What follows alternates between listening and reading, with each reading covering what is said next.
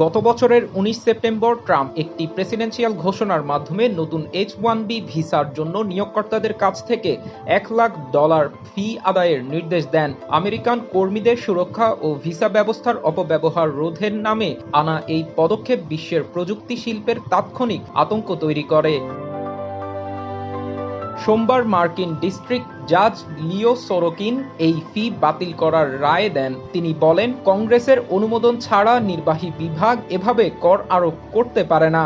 আদালত স্পষ্ট জানায়, এই ফির কাঠামো মূলত একটি কর এবং শুধু কংগ্রেসেরই এ ধরনের কর আরোপের ক্ষমতা রয়েছে।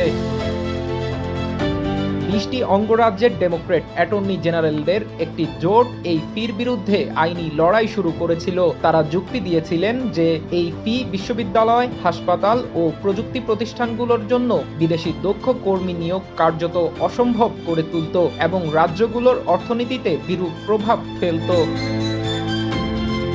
এই রায়ের সবচেয়ে বড় সুবিধাভোগী ভারতীয় প্রযুক্তি কর্মীরা। মার্কিন নাগরিকত্ব ও অভিবাসন সেবার তথ্য অনুযায়ী H-1B ভিসাধারীদের প্রায় ৭৩%ই ভারতীয়। এই ফি বহাল থাকলে অনেক নিয়োগকর্তা বিদেশি কর্মী নেওয়ার বদলে কাজ অফশোরে সরিয়ে নিত বলে বিশেষজ্ঞরা মনে করছেন। অভিবাসন বিশেষজ্ঞ রাজীব ধাভাদকার বলেন, $১ লাখ ফি আসলে আইনি ভাষায় মোড়ানো অর্থনৈতিক বৈষম্য ছাড়া আর কিছু ছিল না। তিনি আরও বলেন, এই রায় ভারতের দক্ষ কর্মীদের একটি বার্তা দিচ্ছে, পেশাদার বিকাশের জন্য শুধু একটি দেশের উপর নির্ভরতার যুগ শেষ হচ্ছে।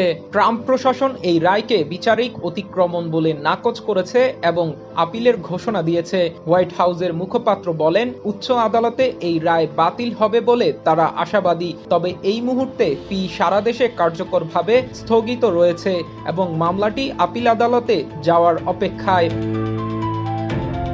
ATV USA international desk. ATV USA, বিশ্বজুড়ে বাঙালিয়ানা।